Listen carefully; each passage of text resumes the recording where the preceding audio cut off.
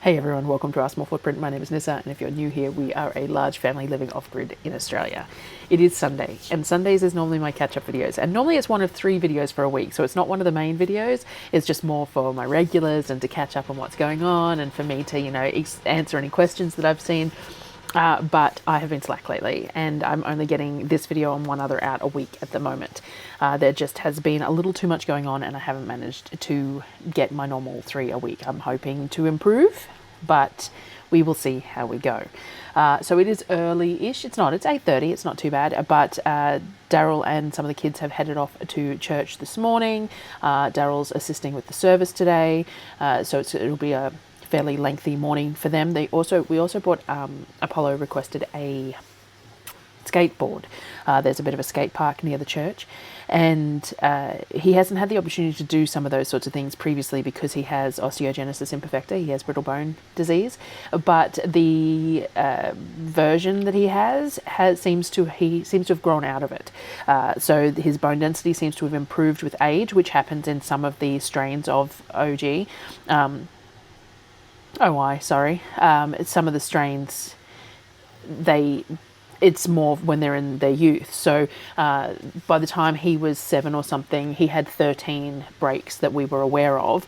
But from that point forward, he hasn't had any. So we were very lucky in the strain of OI that he has, and he seems to have grown out of it. So he's been allowed to, pursue some more physically demanding type tasks as he's gotten older, because there just doesn't seem to be the same risk that there was before. So we'll see, but he really wanted a skateboard.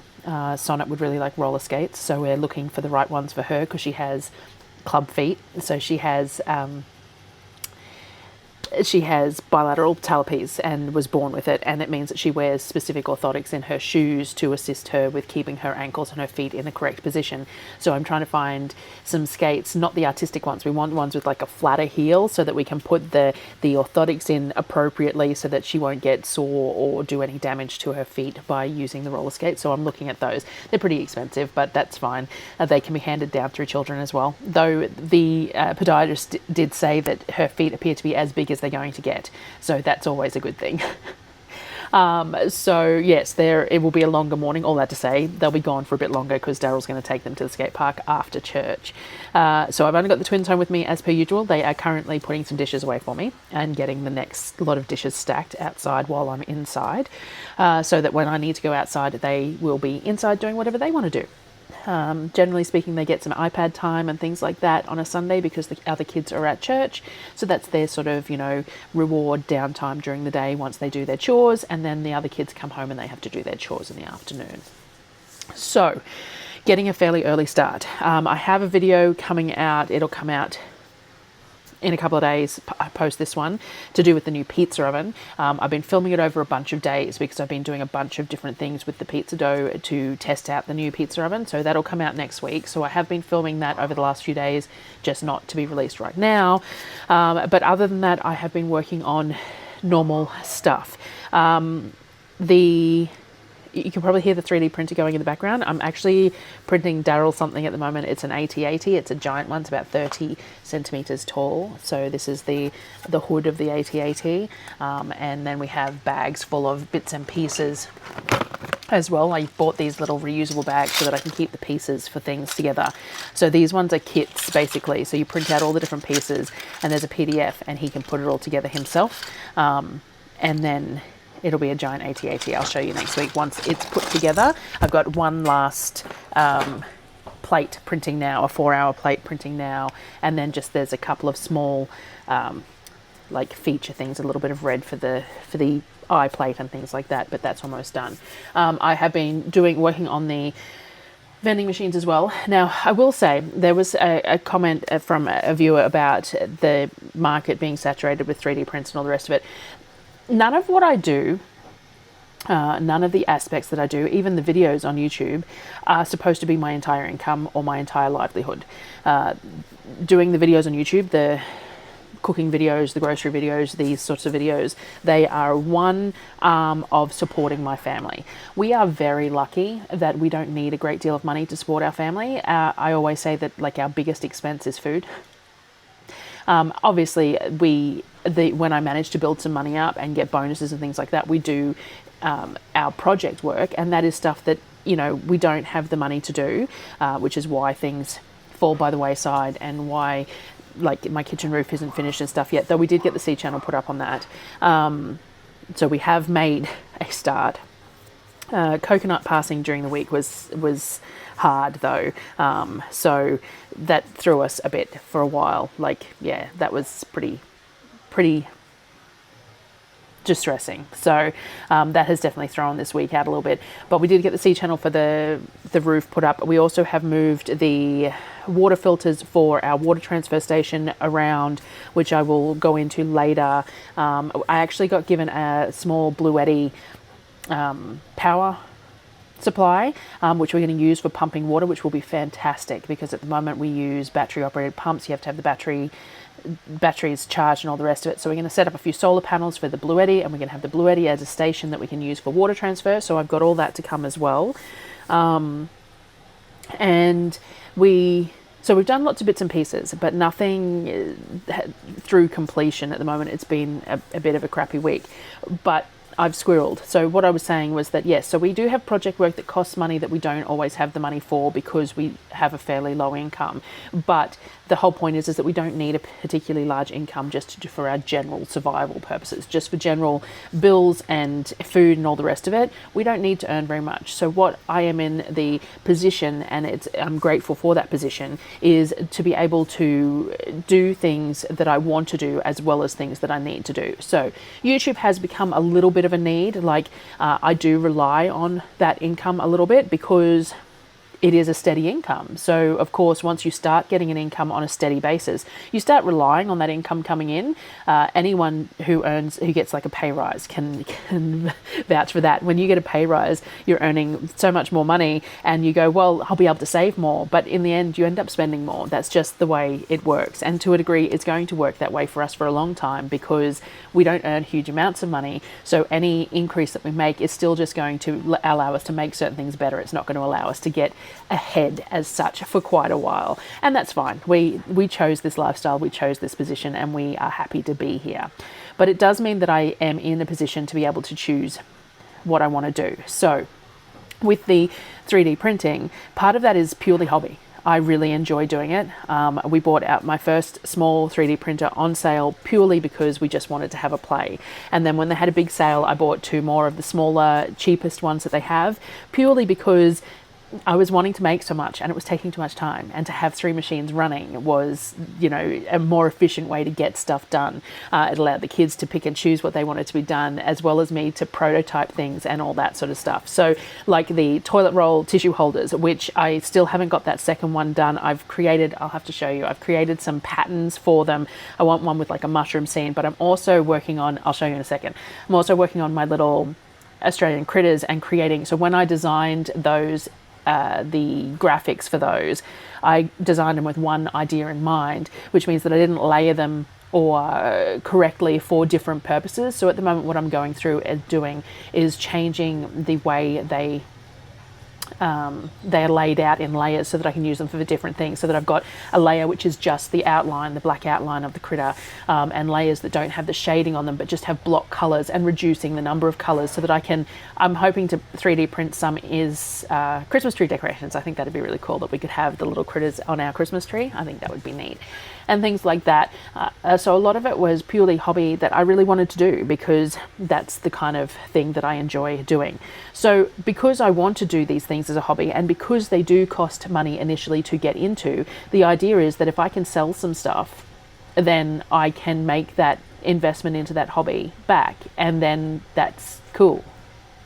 If I make some actual income out of it, then that's great too, because, you know, earning income's always fantastic. But I'm not in any particular avenue that I'm pursuing. None of it is specifically to make bank on, because I don't have the time anyway. Like the people who make who do 3D printing for a business and make good money on it, they make mostly the little flexi things and sell them cheap, like lots of them cheap. I don't want to do that.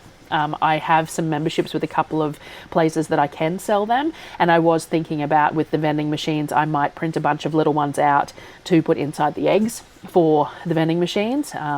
And there's some really cute little frogs. There's ones with little wings on them, and there's some pigs with wings and things like that. Just little ones that are really cute. And if I've got machines running, and empty, then I can run some off and not be an issue, sort of thing. But in general, the stuff that I want to make is practical and useful and somewhat unique. So like the toilet paper holders, which the camera is propped up on at the moment. I need to find something else. Just a sec. All right, the angle's changed slightly because what I'm using is slightly higher. It's actually my desk container where, when we make popcorn, I put popcorn in to flavour it. I bought a couple of these flavour ones on eBay, and so I have a Tupperware container. I put the popcorn in, and I put some of this and shake it up. But anyway, side note. So the toilet paper tissue holders. This was the very first prototype that I did, and I did a wildflower pattern on the front, but I need to extrude it slightly further because it's missed some of the patterning. But I also wanted it to wrap all the way around, not have a blank space. So what I've been working on is creating that repeat pattern all the way around, but I also have some mushrooms, a mushroom pattern that's going to work all the way around. And I'm also with those Australian animals and stuff. The idea was that if I create them in such a way that they can go on, that they're not coloured, I could have some of them sitting within the flowers and stuff too, and make them Australian themed. So I'm super happy with this. We use it every day. We have 2 of them now, and I'm perfectly happy with how I designed the container, and it fits the toilet paper perfectly. And I know a lot of people are interested in this. What I need to do is put maybe a wait list up for this so that I can figure it out, and maybe they can have a discussion. So the other thing was the Discord server. So a friend has been helping me set up the Discord server. It is created. I won't put the link just yet. Leave it with me for another couple of days, because she's been putting the bots and everything in it for me, but I haven't tested anything out. I just sort of ran out of time. But once we have the Discord server up, it will make it easier for people to give me feedback on things like this if they want. But I might set up another email address to one of my Our Small Footprint email addresses that I know purely to check for people for feedback, pre-orders and things like that, for this sort of thing, so that I can keep track of it, because I'm not very good at it. It is a bit of a downfall of mine. I have a customer that ordered some engraved spoons, and because I haven't actually been doing anything with the shop website, it's there, but I took advertising down and stuff. I totally missed the order. And then she emailed me, and I went, I have to look that up, and I didn't. It's all on me. So I have the spoons that I need to engrave for that. I also have a family tree for a viewer that needs to be done by October. So I've created the design for that. I just need her to proof that. I just need to email that to her for her to proof, and then I can print that out. And I've also had a couple of orders for stars in the last couple of weeks. So obviously people getting ahead of Christmas for the Christmas stars. So I have been doing a fair bit of design work on that too. Let me see if I can angle you down here. I don't know what you can see on here on my desk. But I think that's going to be glaring. I don't think you're going to be able to see my screen because of the glare. Let me come at you, bring you over to the other side, maybe might work. That's better. I don't think the glare is hitting you just, got a view of the belly. So what I've been doing is with the trees and stuff, this is the family trees that I design. So I've got a family tree that needs to be done and printed, but I have to create the ones with relevant amounts of spaces for all the names that are required for each tree. And then I have to get the words in there and adjusted so that they fit between the 2 points, because otherwise they'll fall out and things like that. So I've got a family tree that needs to be done, but I also have that was the trees. I also have like I said, what I was doing with the critters that I have the hats with and the ones without. So I've been working on creating ones that have only the outline, so that I can use only the outline, and simplifying some of the colors. So like I have the shading on layers and things like that, and so because of that I have to remove those layers, but I also need to reduce the amount of colors in certain things, but I also then have to layer them. So if I'm going to 3D print them, I have done this one. So what you have to do is you have to have them layered so that when it prints, everything prints. So like your first layer is going to be just a base layer of one color, and then you need to put the next color on to make sure that those spots are lifted and have the next color and are ready for the next color. Oops, I missed one. So the next color on this particular one is pink, and then the bits that you want to stay pink, but then you need to color over the next lot so that those colors can be altered, and then color over them again with the next lot, and then color over them again with the next lot. So I have to create those layers so that the printer knows that it needs to print this layer first, and then this layer, and then this layer, and then this layer. But because originally when I did the designs, I did them purely as all one color and then added in all my shading, then that's not going to work for that purpose because the printer can't interpret that. So I'm in the process of doing that for my Christmas critters and the basic critters so that I can use them for printing purposes if I want as well. And then yeah, I've got the stars going, which are, I don't have this particularly well organized at the moment.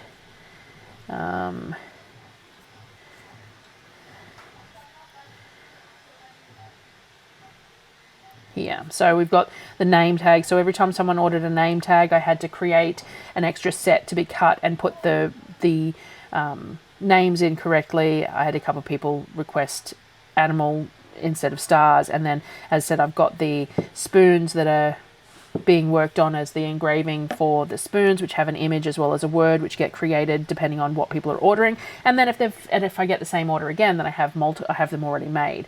But sometimes I have to make new ones as well. And then we have the stars. So these are all the stars that were done last year. So I have a blank, template, and then I have to create the words within the template so that they are overlapping in the correct places so that they're readable once they're done. So I've got some stars to do as well.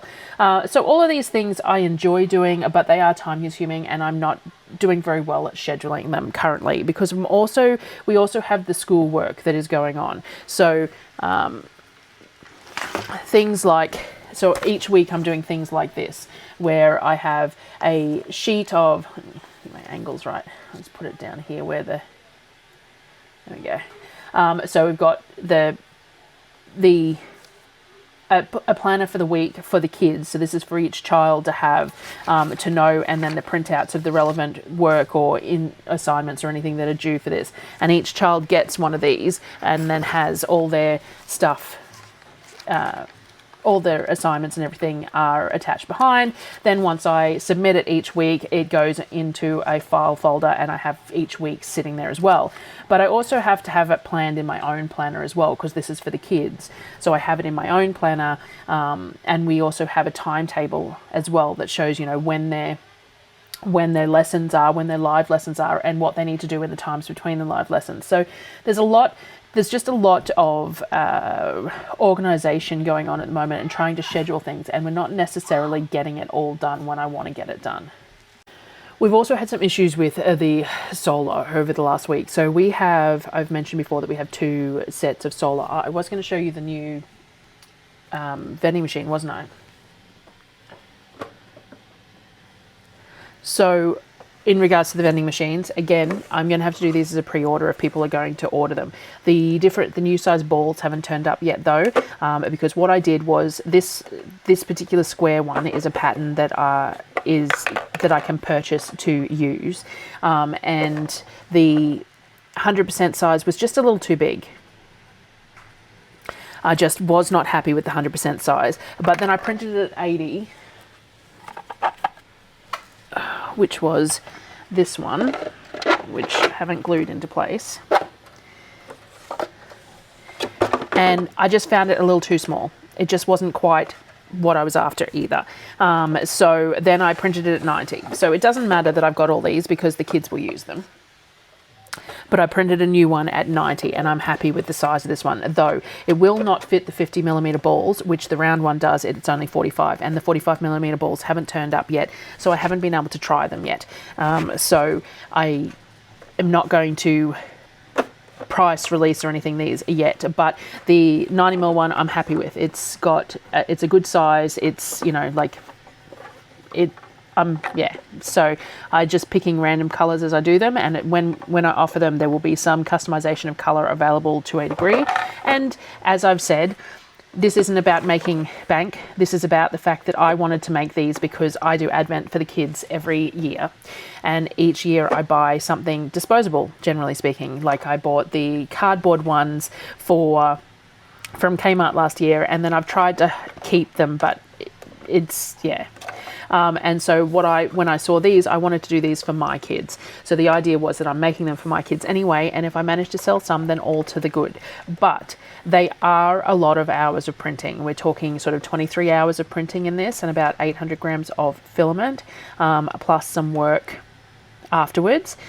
So they're probably going to be in the $100 range, because that's just what they cost to run, time and all the rest of it.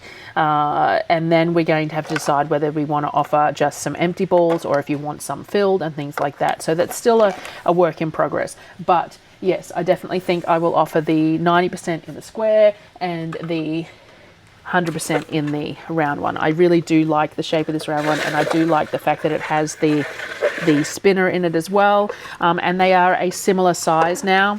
And they take a similar amount of filament, a similar amount of time to print and all that sort of thing. So these are the two sizes that I'm looking at offering, a square and a round. I'm going to test out, I think the round one will hold more balls than the square one because it's quite a bit deeper. So I'm going to test out how many balls will fit in it as well for people, so that people know. I'm happy to have a box full of balls and I just refill it as I go. It makes it easier for me when I've got 5. I had 6 kids last year doing it over 24 days, so that was a lot of balls. This year I've got 5, still a lot of balls. So I'm happy to just switch them in and out as I need. But yeah, so I'm going to be offering those, and the hope is to have that sorted by next Sunday's chat, because then we've got things like that ordered for September. Like we can start the pre-order and stuff for September, and have plenty of time to get it sorted and figured out and streamlined and things like that, so that it's ready for, and you have it in your hands by the 1st of December sort of thing. I do have to weigh them and measure them to see what postage will be like, because I'm not sure what that's going to be like. In Australia, it's all very similar. It'll be under the $20 mark, $15 to $20, and theoretically we'll include that in the price of the product. US, anywhere overseas, I'll just have to see. The shipment, the postage on the family trees is quite significant, but they are quite heavy, but it's the bulk of them as well, so I'll have to have a look. So anyway, I forgot to mention those. So they are on the cards, they're still work in progress. Sometimes I feel like I'm making excuses for not having got stuff done in these videos, but a week isn't actually a very long amount of time. And because I'm doing them weekly, I have to remind myself of that sometimes, that I sit here and I go, I'm going to get that done by next Sunday's chat. I'm going to get that done by next Sunday's chat. But a week actually isn't very long in the scope of all the things I get done in a week. So, you know. So there was those. Now, what was I saying before I forgot that I had mentioned those? I might have to look back. Solar issues. That's what I was talking about. Okay, so we have 2 solar arrays. I've mentioned it plenty of times. We have the main system that sits on the roof, and that main system powers all of our main requirements, our water pumps, our fridges and freezers, and lighting and all that sort of thing. And then we have a secondary solar array that is out in the garden. It's a structure that we purposely built to put, it's got 16 panels on it, 4 sets of 4, and it has a smaller system underneath using some gel acid batteries that we got cheap from an old power supply unit. It was ex-government. I think we paid $900 for the bank. It was very cheap, and they weren't in perfect condition, but it was fine. Now the problem is that one of those cells has carked it, and when one of the cells in a bank of batteries carks it, it causes all sorts of issues because the batteries can't balance properly. So we've actually pulled them off at the moment. We need to test every cell. I couldn't find my multimeter, but we need to test every cell and then see if we can find a replacement cell for the one that is gone, which is unlikely, or we drop it back to a 12-volt bank or whatever. We'll do something with those batteries. We won't just let them be useless. But in the meantime, I had bought some lithium batteries to set up the extra solar that we were doing on the roof of this structure. We've hooked them up to that solar out there instead for the moment, and I've had to order some extra batteries for this structure that is going to happen. They are being delivered to Brisbane, and I will pick them up when I go down there, because it was $200 and something delivery to me, and it was free to Brisbane. So they're going to a friend's place, and I will collect them next shopping trip.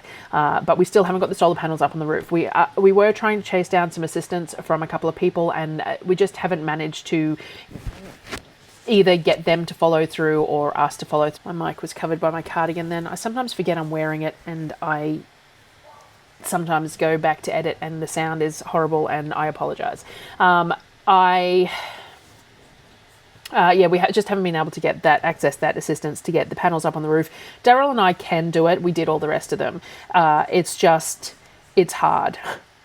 Lifting the panels up onto the roof with just the two of us is challenging, though we will use the ute this time. We have the ability to pull it up next to the roof, and then I can pass them from the ute up to him on the roof, and he can pull them up. But the movement is unpleasant. He has some issues with his shoulders, so that movement of lifting them up from lower is difficult for him, and for me, lifting things up above my shoulder height is difficult as well. So we manage, but we were hoping to get some help, and if we can't, we can't, because we need to get it set up. When those new batteries turn up, we don't want them sitting around, so we need to get it sorted and done, and then that extra array will power the 3D printers and things like that, which will free up the main system to run the fridges and freezers and pumps and stuff more efficiently, because at the moment we do have some problems with having to run the generator of an evening, because the power gets run down a little bit too much during the day, just because too much is going on, especially in winter. Because the sun sets earlier and rises later, we have less days of sunlight hitting the roof, less hours of sunlight hitting the roof during the day, and sometimes the solar struggles a little bit. So every few days we have to run the generator at a night time just to top up the solar, and there's the cost of fuel, but also the noise of the generator and things like that. So anyway, we were having some issues with that, which was impacting my kitchen work as well, because the secondary solar is what powers my kitchen. And because I didn't have that, I was having to run an extension cord to my kitchen from the main solar, but only running one thing at a time at all, and just having to really be even extra more mindful about what I was doing when I was doing it. So it caused a few hiccups for that as well. But we've got that going again. The secondary solar is running perfectly fine again now, so that's great. And we've got those new batteries on their way that I have paid half of and am paying the rest of over the next couple of weeks. So that is good. Other than that, I'm trying to think. Normally, I regularly do a bake with me or something on a Sunday while I'm doing this, but I haven't today because I have the rest of the pizza stuff to sort out today for that pizza video. So I don't want to mess up my kitchen or make anything extra when I'm going to have that to do. I was going to say too, you know those breakfast muffins that I made a couple of weeks back now, and I wasn't real sure how they were going because they were really hard to defrost and really hard to heat up and all the rest of them. They ate them all. They were very happy with them. So I am going to do them again. So I need to do another bulk batch of English muffins and to make them again. I think I will make the eggs slightly thinner so that it heats through a little bit better, and perhaps the sausage patties as well.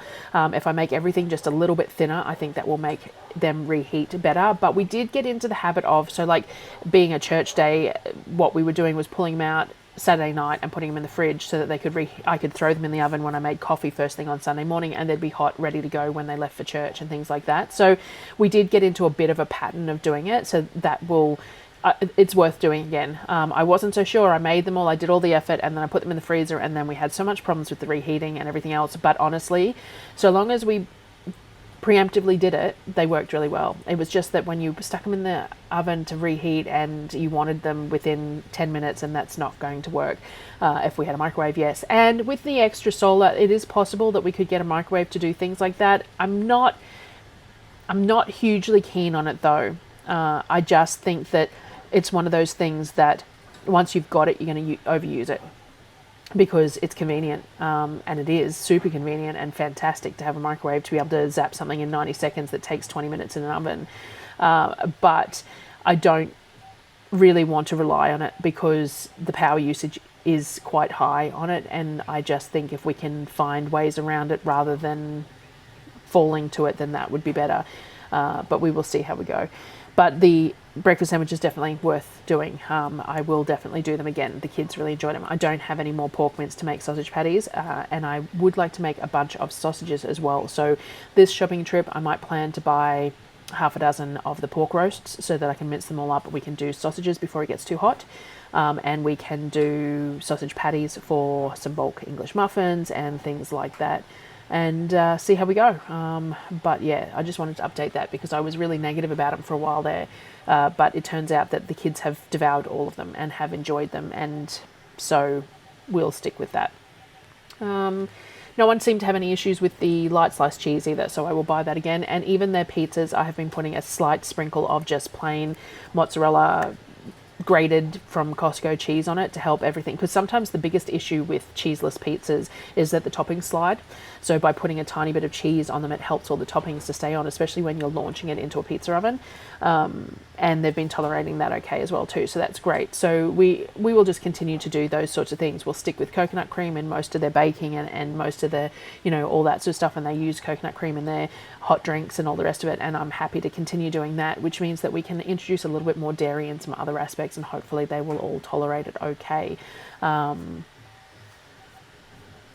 we'll just go from there. It's all about trial and error, isn't it? Especially with digestive, stomach, dietary type things. So random squirrel again there. I'm going to turn the camera off for a minute, and I'm going to think about if there was anything else I was supposed to talk about today, because I can't remember.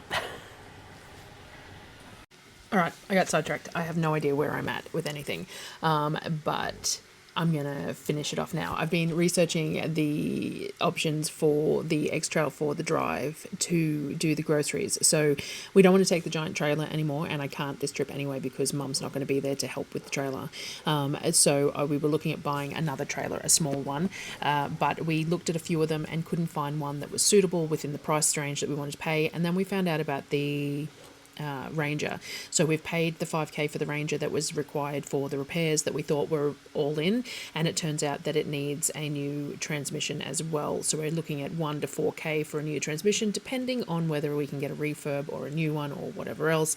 So there's that extra added cost in there which we did not budget in. So I need to find that. So in the meantime, we decided to waylay on a trailer and just do the shopping more regularly.